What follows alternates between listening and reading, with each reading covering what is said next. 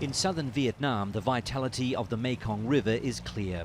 The largest floating market on the Mekong Delta in Can Tho attracts buyers and sellers from around the region.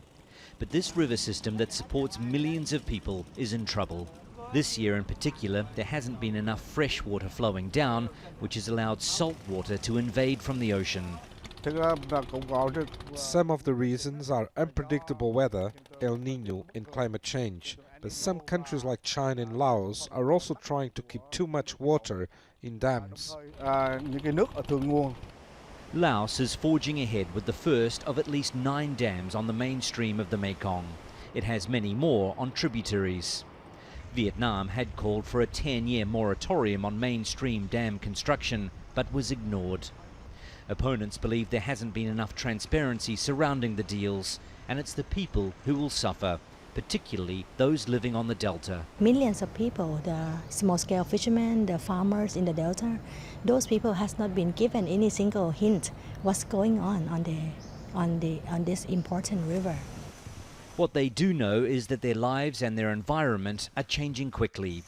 The Delta is regarded as Vietnam's rice bowl, but exports may drop 10% this year because of the salt intrusion.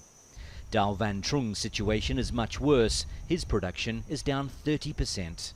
The land here is very low, so the salty water comes to us first and we lose our crops very easily.